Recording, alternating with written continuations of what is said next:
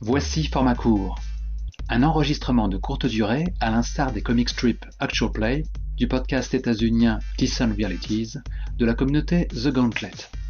Le jeu pratiqué est Dungeon World, de Sage Latora et Adam Koebel, du donjon et dragon propulsé par l'apocalypse.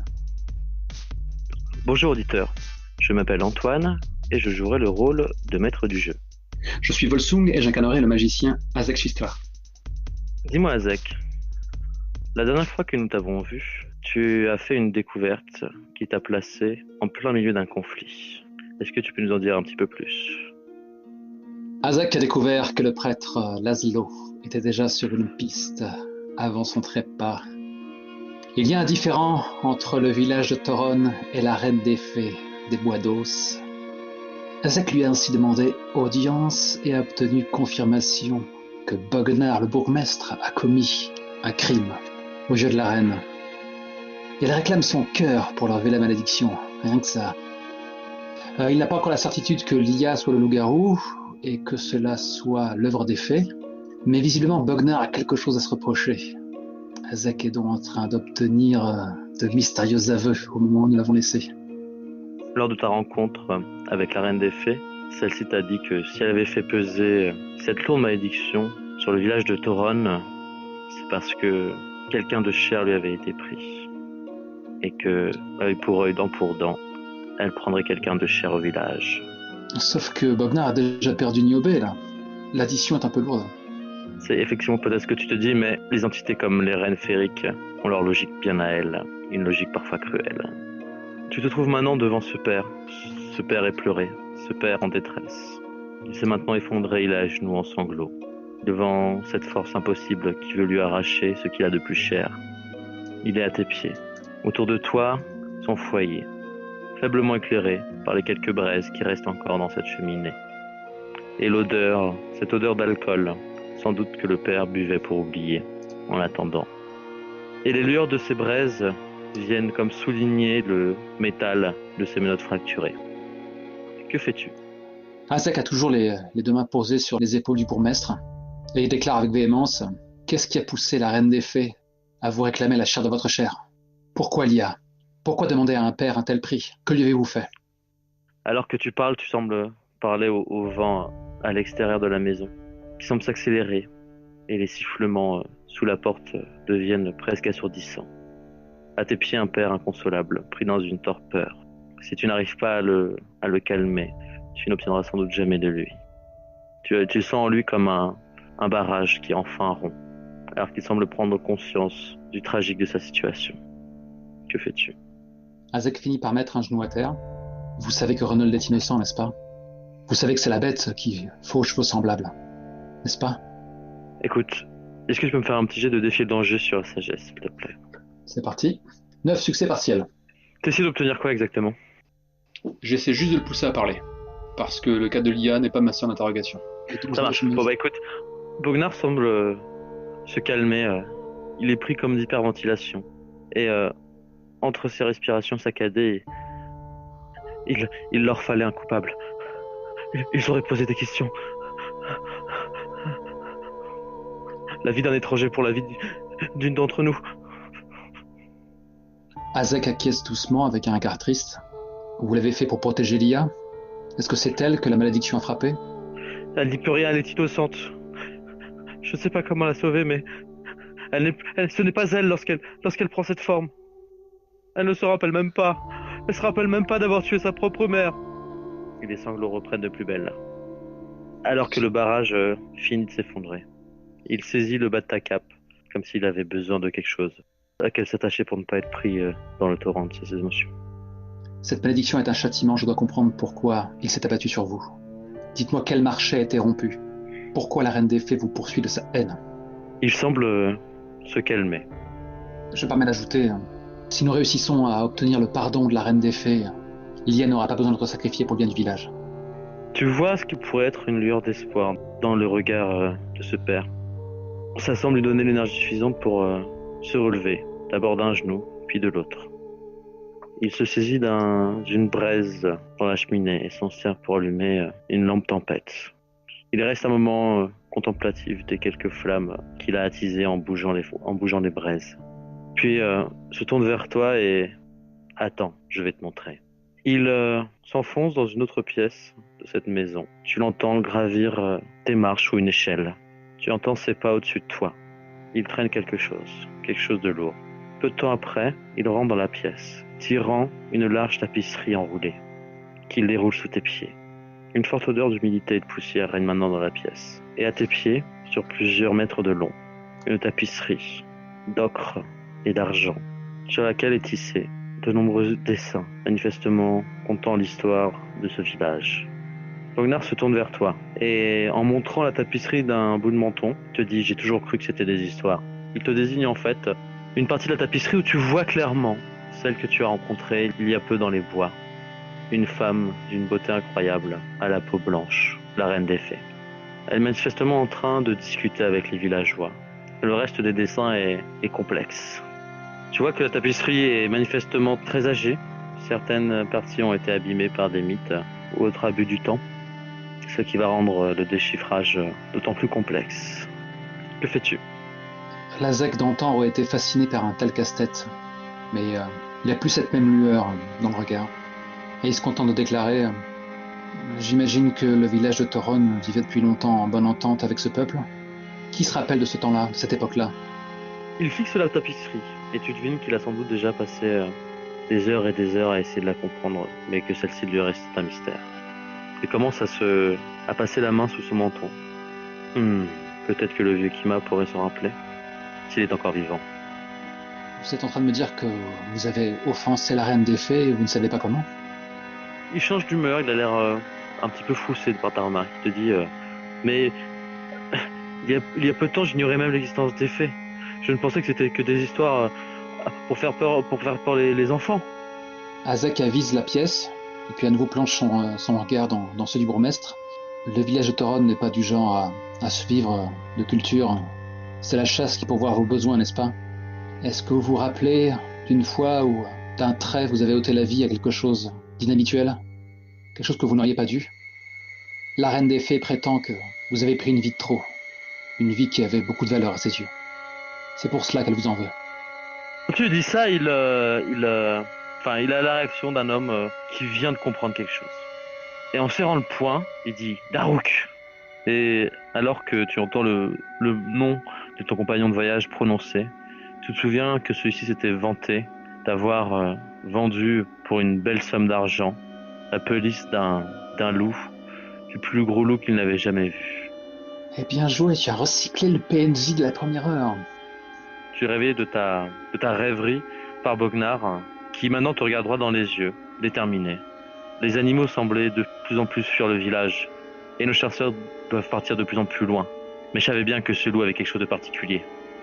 Et il t'explique qu'après une expédition de près d'une semaine, Daruk était revenu en village avec une peau qui a dû appartenir à un loup particulièrement massif. Mais dans ce cas, pourquoi la reine a reporté son courroux sur vous, expressément? Il secoue la tête, signe qu'il n'en a aucune idée. La malchance. Ne cherchons pas plus loin. Bien. Azek fait les 100 pas, les bras croisés. Quand est-ce que l'IA est soumise à cette transformation?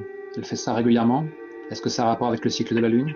Tu le vois immédiatement changer, alors que tu le rappelles le tourment dans lequel il est, toutes les nuits. J'essaye de l'enfermer, mais parfois elle est trop forte. Où est-elle entravée? Tu le vois dans son regard. C'est une enfant, je ne lui ferai pas le moindre mal. Fais-moi donc un petit jet de défi et de danger sur le charisme. Succès partiel. Bognar marche vers le porte-manteau duquel il détache un long manteau en fourrure, qui ressemble d'ailleurs au tien, celui que tu portes en ce moment. Commence à l'enfiler en te disant soit, je vais te montrer. Et au moment où il finit d'enfiler la deuxième manche de ce manteau, tu entends le tocsin qui sonne. Tu en ignores la raison, mais l'alarme vient d'être donnée dans le village. Je crois qu'il est trop tard, Bognar. Azek bondit sur ses pieds et s'élance à l'extérieur. Alors que tu ouvres la porte, tu es pris dans une bourrasque de vent glacial, alors que la neige reprend ses droits sur le jour. Les ténèbres règnent, et ces flocons de neige semblent s'infiltrer partout dans ta bouche, dans tes yeux, dans ton nez. Tu arrives juste à discerner dans la nuit et dans la neige la tour de guet duquel vient ce bruit de tocsin. Que fais-tu? Azek s'emmitoufle dans la peau de bête qu'il doit à Laszlo et se dirige en direction du carillon, toujours son fidèle bâton à la main. Suivez-moi, Bognar, de grâce. Il se ressaisit de sa hache, qui était tombée au sol, et te suit. Alors que vous progressez vers le bruit du tocsin, vous croisez plusieurs villageois qui sortent de leur maison armés d'une hache, de divers outils. Mais Bognar leur ordonne avec autorité de rester chez eux, d'éteindre les lumières, de barricader la porte. Vous êtes maintenant au pied de la tour de guet. Manifestement, elle a été nouvellement construite. Que fais-tu? Je me précipite à l'intérieur. J'essaie de trouver le responsable de l'alarme pour Ok. qu'il puisse m'en indiquer la cause.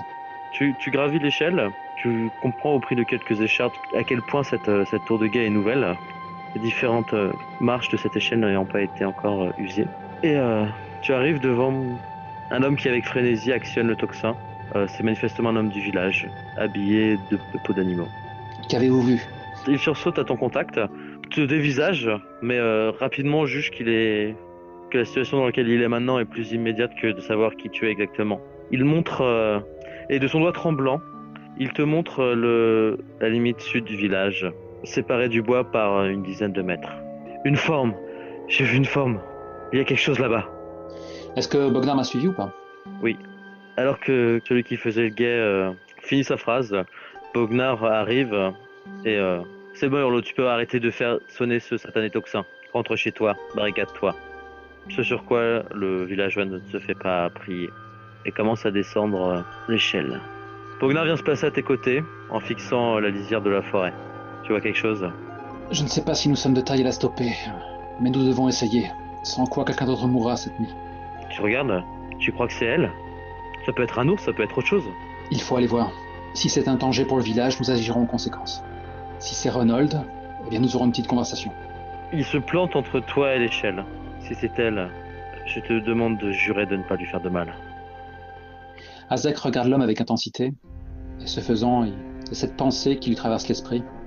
Il est en train de flotter à la surface d'une eau miroitante, et autour de lui, il y a une forme qui apparaît par intermittence, une forme mi-féminine, mi-reptilienne, et à ce moment-là, il articule le mensonge.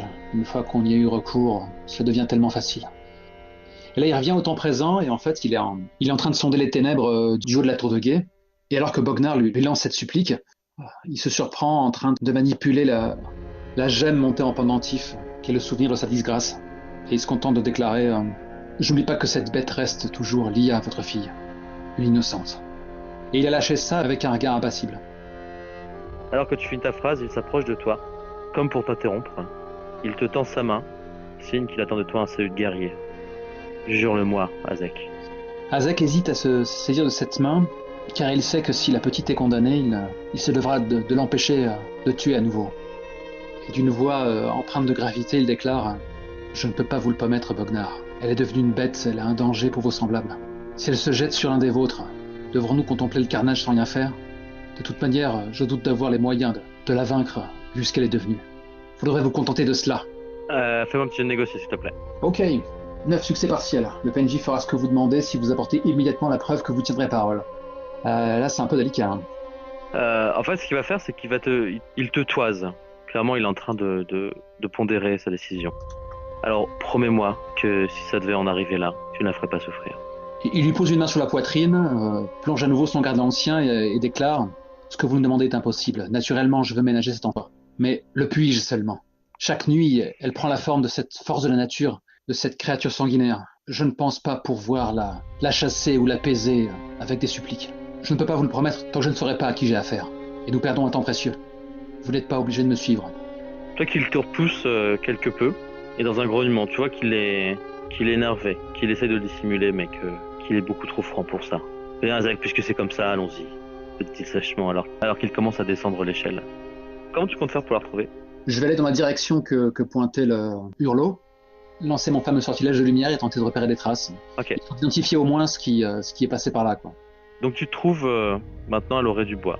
La première maison du village est à une dizaine de mètres derrière toi.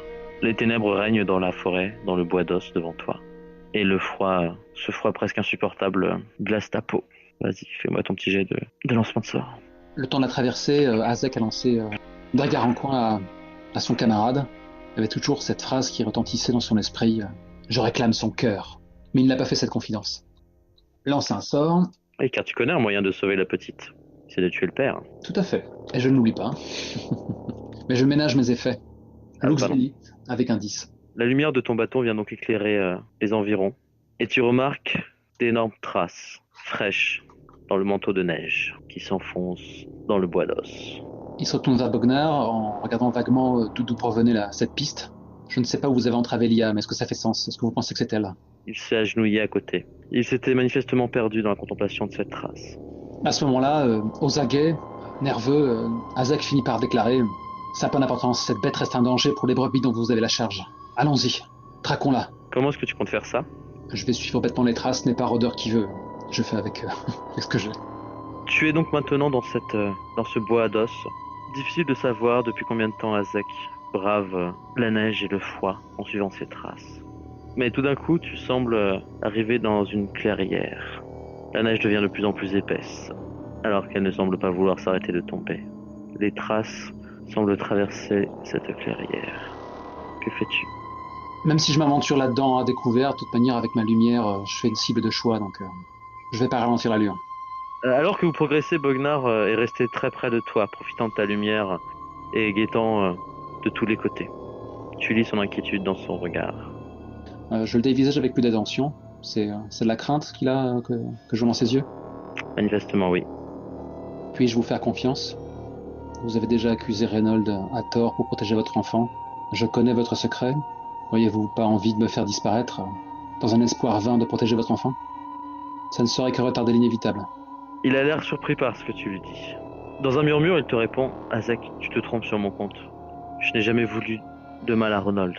J'espérais qu'il s'enfuit et qu'il apaise la curiosité des villageois. » Et alors que tu dis ça, tu sens le bruit de quelque chose se fracturer sous tes pieds. Et tu réalises que le sol glacé ne semble plus supporter le poids de Bognar et toi. Que fais-tu? Si ça avait été un lac gelé, Bognar aurait sûrement remarqué la chose, comme il est originaire du coin depuis qu'il est au contre pommes. Je conclus donc que c'est peut-être un piège de Reynold, qui veut choper la chose ou casser du villageois, que sais-je. Donc je vais me précipiter hors de ce que je crois être la circonférence du piège. C'est-à-dire, tu fais ça comment?